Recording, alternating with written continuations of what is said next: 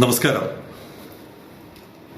നിങ്ങൾക്ക് കഴിവുകളുണ്ടെങ്കിൽ, നിങ്ങളിൽ ആത്മവിശ്വാസമുണ്ടെങ്കിൽ അതുമായി മുന്നോട്ട് പോവുക. സധൈര്യം എതിർപ്പുകളെ അവഗണിച്ച് മുന്നേറുക. സഞ്ജു സാംസനെ കുറിച്ചല്ല പറഞ്ഞു വരുന്നത്. ശൈലിംഗം ആരംഭിക്കുന്നു.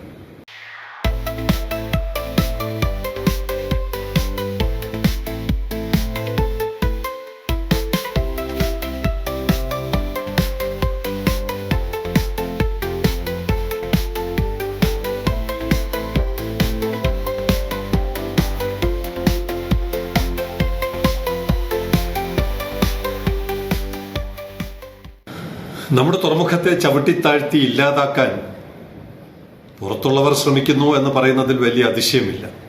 പക്ഷേ ഉള്ളിന്റെ ഉള്ളിലിരിക്കുന്നവർ തന്നെ അങ്ങനെ ചെയ്യുമ്പോൾ വിഷമം തോന്നാറുണ്ട്. പക്ഷേ നിരാശരില്ല. പൊരുതാൻ, ഏതറ്റം വരെയും പൊരുതാൻ ഇനിയും തയ്യാറാണ്.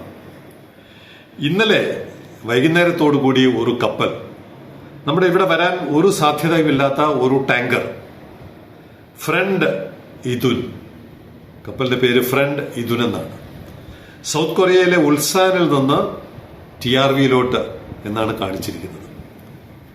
രണ്ട് മൂന്ന് സുഹൃത്തുക്കൾ എനിക്ക് അയച്ചു തന്നു, എന്താണ് ഇങ്ങനെ ഒരു കപ്പൽ ഇവിടെ വന്നിരിക്കുന്നത്. അപ്പൊ ഞാൻ തന്നെ പോർട്ടുമായി ബന്ധപ്പെട്ട ആളുകളോട് അയച്ചു, എന്താണ് കാര്യം എന്ന്. പലരും മറുപടി തന്നില്ല. അതിനിടയ്ക്ക് ഒരാൾ കൃത്യമായ ചില കാര്യങ്ങൾ പറഞ്ഞു തന്നു. ക്രൂ ചേഞ്ചിന് വന്നതാണ്, പക്ഷെ അനുവദിക്കുന്നില്ല.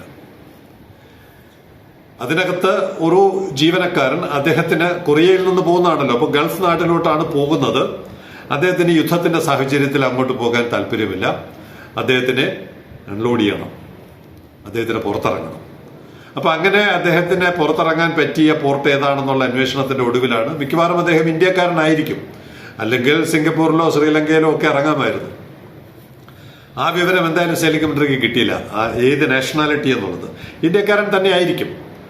അങ്ങനെ ആ അഭ്യർത്ഥനയുമായിട്ടാണ് നമ്മുടെ TRVയുടെ മുമ്പിൽ വൈകുന്നേരം 5 മണിക്കാണ് കപ്പലെത്തുന്നത്, ഫ്രണ്ട് ഇദൂൻ. അപ്പോൾ ഒരു കേസ് ഇത് സംബന്ധിച്ച് നടക്കുന്നത് എല്ലാവർക്കും അറിയാമല്ലോ. കേസ് തീർപ്പാക്കി ഔട്ടർ ആങ്കറേജിൽ ക്രൂ ചേഞ്ച് പറ്റില്ല എന്ന് പറയുന്ന ഒരു അന്തിമ വിധി നമ്മുടെ തലയ്ക്ക് മുകളിൽ തൂങ്ങുന്നുണ്ട്. അതിലെ ചില വിധിവാചകങ്ങൾ ഇങ്ങനെയാണ്: writ petition number 2037/2025. It is a specific case of the FRRO that it is not desirable to permit crew change for non-scheduled vessels at outer anchorage at any port. അവസാനം പറയുന്ന രാജ്യത്തെ ഒരു പോർട്ടിലും ഇത് നടത്താൻ പറ്റില്ല. ഏതാണ് അൺഷെഡ്യൂൾഡ് വെസൽസ് എന്ന് പറഞ്ഞാൽ? നമ്മുടെ ഇവിടെ കണ്ടെയ്നറുമായിട്ട് വരുന്ന കപ്പലുകൾക്ക് ക്രൂ ചേഞ്ച് ഉണ്ടെങ്കിൽ അത് നടത്താം, അതിനൊന്നും തടസ്സമില്ല. പക്ഷെ ഔട്ടർ ആങ്കറേജിൽ അങ്ങനെ ഒരു കാര്യം ഇന്ത്യയിൽ ഒരു പോർട്ടിലും സാധ്യമല്ല, അറ്റ് എനി പോർട്ട്. അപ്പോൾ ഇതുമായി ബന്ധപ്പെട്ട് ഇതിന്റെ ഏജൻസി, ഈ ക്രൂ ചേഞ്ചിന് ശ്രമിച്ച ഏജൻസി പറഞ്ഞു, V ask permission four inner anchorage crew change using tug boat. അപ്പൊ രണ്ട് ഡെഫിനിഷൻ ഉണ്ട്, ഇനി അത് കൃത്യമായി പഠിക്കണം. ഔട്ടർ ആങ്കറേജ് എത്രയാണ്, ഇന്നർ ആങ്കറേജ് എത്രയാണ് എന്നൊക്കെ ഇനി പഠിക്കണം. എന്തായാലും ഞാൻ ഇതുവരെ അത് പഠിച്ചില്ല, താമസിച്ച് അത് പഠിക്കാൻ ശ്രമിക്കാം. അപ്പൊ ഔട്ടർ ആങ്കറേജിലാണ് കോടതി വിധി പ്രകാരം ഔട്ടർ ആങ്കറേജിൽ പറ്റില്ല. അങ്ങനെയാണെങ്കിൽ ഇന്നർ ആങ്കറേജിൽ പറ്റുമോ? അതിന് ടഗ് ഉപയോഗിച്ച് ഞങ്ങൾ ചെയ്യാന്ന് പറഞ്ഞപ്പോൾ നിഷ്കരുണം വെട്ടി നിരത്തി. യാതൊരു രക്ഷയുമില്ലാതെ കപ്പൽ മുന്നോട്ട് പോയി. സമയം നമ്മൾ കൃത്യമായി നോക്കണം. വൈകുന്നേരം 5 മണിക്കാണ് ഈ ഡ്രാമ ഇവിടെ നടക്കുന്നത്, പെർമിഷൻ നിഷേധിക്കപ്പെടുന്നത് എന്ന് പറഞ്ഞാൽ ഓഫീസ് സമയം കഴിഞ്ഞു. കപ്പൽ നേരെ പോകുന്നു സമീപ പോർട്ടിലോട്ട്. ഏത് പോർട്ടാണെന്നൊന്നും ഞാൻ പറയുന്നില്ല, കാരണം എല്ലാ പോർട്ടും നമുക്ക് ആവശ്യമുണ്ട്. അവിടെ അടുത്ത ദിവസം രാവിലെ ക്രൂ ചേഞ്ച് നടക്കുന്നു. 10 മണിക്ക് മുമ്പ് എന്ന് പറഞ്ഞാൽ ഓഫീസ് അവേഴ്സ് തുടങ്ങിയിട്ടില്ല. ഇവിടെ 5 മണി കഴിയുന്നു, ഓഫീസ് ക്ലോസ്ഡ് ആണ്. 10 മണിക്ക് മുമ്പ് സമീപ പോർട്ടിൽ ക്രൂ ചേഞ്ച് നടക്കുന്നു. എങ്ങനെയാണ് സംഭവിച്ചത്? എന്താണ് കോടതി പരാമർശം?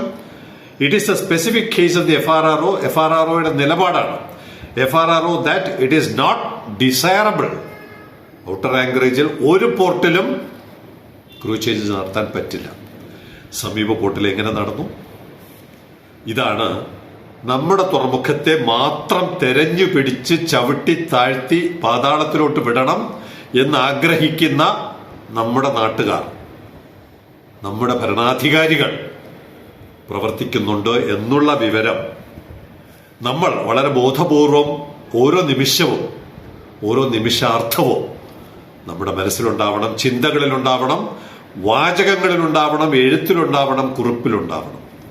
നമ്മുടെ തുറമുഖത്തിന്റെ രക്ഷ നമ്മൾ മാത്രമാണ്, ഇവിടുത്തെ സാധാരണ ജനങ്ങൾ മാത്രമാണ് എന്നുള്ള വിവേചനമാണ് വൈകുന്നേരം 5 മണിക്കുള്ളിൽ ഇത് നടത്താതെ പിറ്റേ ദിവസം 10 മണിക്ക് മുമ്പ് മറ്റൊരു പോർട്ടൽ നടത്തുന്നതിനെ ഒരു ന്യായീകരണത്തിലൂടെയും നമുക്ക് സാധൂകരിക്കാൻ കഴിയില്ല. ഇതാണ് ഞാൻ തുടക്കത്തിൽ പറഞ്ഞത്. ഇതുകൊണ്ടൊന്നും ഈ തുറമുഖം തളരില്ല, തകർന്നു വീഴില്ല. കാരണം തുറമുഖത്തിന്റെ ട്രിവാൻഡ്രം പോർട്ടിന്റെ കഴിവിൽ ഞങ്ങൾക്ക് 101% വിശ്വാസമാണ്. ആ വിശ്വാസം ഞങ്ങളെ മുന്നോട്ട് നയിക്കുക തന്നെ ചെയ്യും.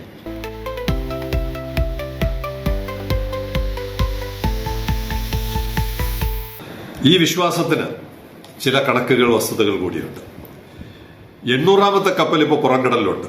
പ്രവർത്തനം തുടങ്ങിയിട്ട് 800ാമത്തെ കപ്പൽ സോൾ പൈനിയർ ആണോ, MSC കാനുവാണോ, എഗോയിസ് ദിമിത്രോസ് ആണോ എന്നറിയില്ല. ദിമിത്രോയിസ് എന്തായാലും 800ാമത്തെ കപ്പൽ ഇപ്പോൾ ആങ്കറേജിലുണ്ട്.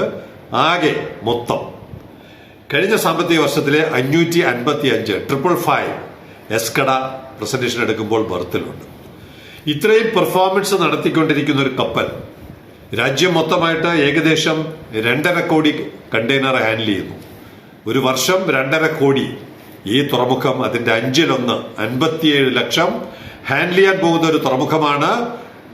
വളരെ സമീപ ഭാവിയിൽ 10 കോടി എന്ന് പറയുന്ന സ്വപ്നതുല്യമായ ഒരു നേട്ടത്തിലേക്ക് ജൈത്രയാത്ര നടത്തുവാൻ തയ്യാറെടുക്കുന്ന ഒരു പോർട്ടാണ് എന്നുള്ളത് കൊണ്ട് തന്നെ എന്റെ ഒരു സുഹൃത്ത്, ഈ പെർഫോമൻസ് ഒക്കെ അറിയാവുന്ന കപ്പൽ മേഖലയിലെ ഒരു സുഹൃത്ത്, അദ്ദേഹം എനിക്കൊരു മെസ്സേജ് അയച്ചു.